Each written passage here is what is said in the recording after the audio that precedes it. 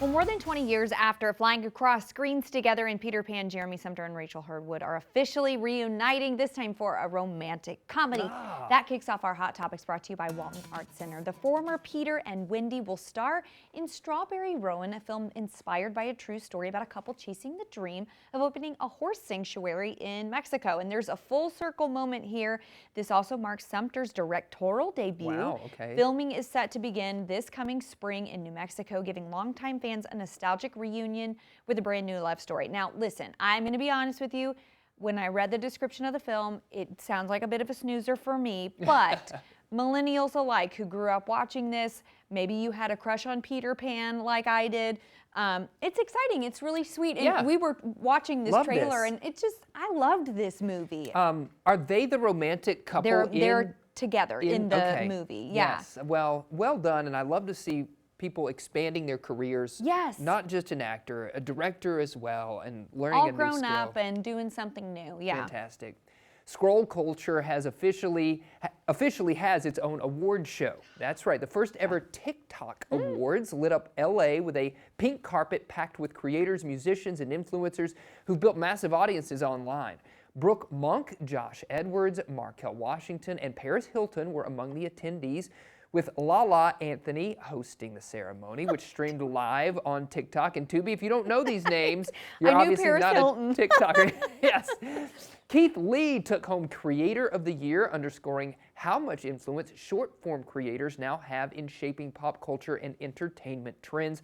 I find this story also fascinating, as we have been mentioning, with the move recently away from legacy media into streaming. Yes. And now streaming like TikTok, social media, getting their own awards shows. It's definitely a shift. It is, and it's good for them. I mean, people have seen this trend and they've really grasped it. Yeah. I have not. Same. More power to them. I Yeah. just, just not used to it. Yeah, same. Well, it's hard to imagine Elf without Zooey Deschanel, but she just revealed that the role of Jovi almost went to someone else. Yes, Deschanel says that director Jon Favreau originally offered the role to Katie Holmes, but she had to drop out due to a scheduling conflict. So that opened the door for Deschanel, who was actually just 21 at the time, but it ended up being tailored around her. That's why we have the music. Huge, absolutely. And that, and now she's out in another new film right now, Merv, which is on Amazon Prime that you can stream. We visited with a couple of cast members about that. So I think Zooey Deschanel is sort of tied to the holidays now, whether she knows it or likes it or not. Miss Christmas, absolutely. The Muppets are officially back, everybody. I'm really excited about this. They're bringing a modern twist with them. A new Muppet Show special is set to premiere in February of 2026, and it'll feature Sabrina Carpenter as part of the project. Really? According to USA Today, the special blends classic Muppet chaos with contemporary music and comedy, pairing the beloved characters with one of today's biggest pop stars. It's a move designed to introduce Kermit, Miss Piggy, and the gang to a new generation while keeping longtime fans smiling. Consider it nostalgia with a fresh beat. I love it. I love the Muppets, and so I do too. Any chance we can to introduce them to the next generation Agreed. and have them catch the vibe, I think is great. But Let's I will do it. say, and I like Sabrina Carpenter. Yeah. I just don't know if super kid friendly. You know what I mean? agree. So I would be like, I think what it's do an you interesting mean? choice, right? Yeah, because her vibe is kind of 21 and up. Yes, Yeah, I agree. absolutely. So interesting choice, but we'll see what happens. Kim K is once again going all out for the holidays. The reality star showed off her Christmas decor on Instagram, revealing at least 50 snow-dusted Christmas trees, filling her $60 million mansion pocket change. Each tree is covered in white lights and faux snow, creating what Kim calls a winter wonderland, but not everybody was impressed. Social media critics compared the display to a Christmas tree warehouse. Whatever, jealous. Calling it cold and over the top. Still, extravagance has long been part of the Kardashians' world, so are we surprised? This year's no exception. So, look, she's not a piece of furniture in sight, but we have trees. We got trees everywhere, trees upon what trees. What does she sit on? Oh, it's a good question. Yeah, I mean, it's pretty. Who cares? It's pretty. It's pretty to look at for sure. Speaking of pretty to look at, I like the look of this trailer because when Steven Spielberg drops a trailer, Hollywood pays attention. Several new previews are out right now that you can see before this bunch of holiday films that are in cinemas, including this one for Disclosure Day, a project attached to the legendary filmmaker Steven Spielberg. So if you're keeping score, Spielberg's last major film was The Fabelmans back in 2022, meaning it's been about 3 years since his last big screen release.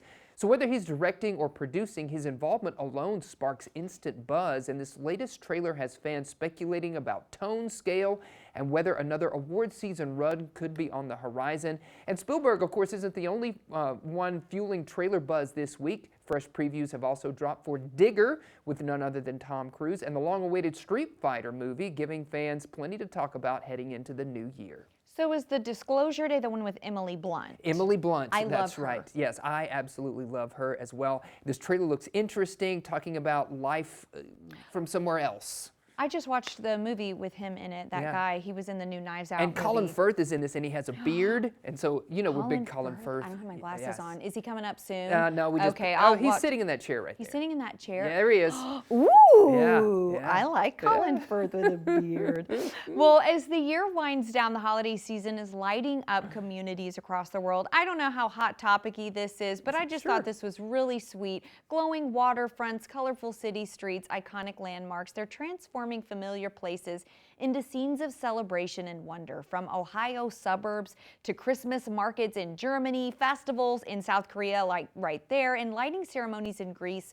The holiday season looks different everywhere, yet feels the same no matter the country or culture. And these lights reflect a shared spirit of joy, bringing people together as the season shines across the globe. Beautiful. I love that. I mean, it's so cool to see, you know, how different people celebrate all across the world. I love it too. Yeah, really pretty stuff. Yeah.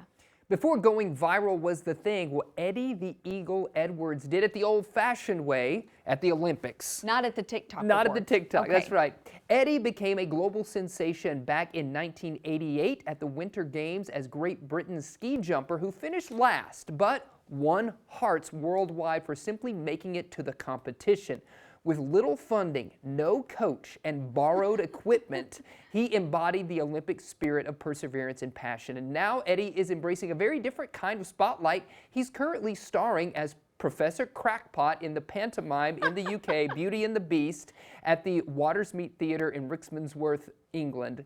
The Olympic icon traded ski jumps for stage laughs, proving that decades later, Eddie the Eagle is still entertaining audiences, just with fewer skis and a lot more sparkle. When you started talking and I was looking at these pictures, I'm like, this looks like a pantomime. It is a panto. And sure enough, that is hilarious. Yes, going from the Olympics to the stage. I love to see it. I love a good English pantomime. Same. So same. funny. I miss those, yeah.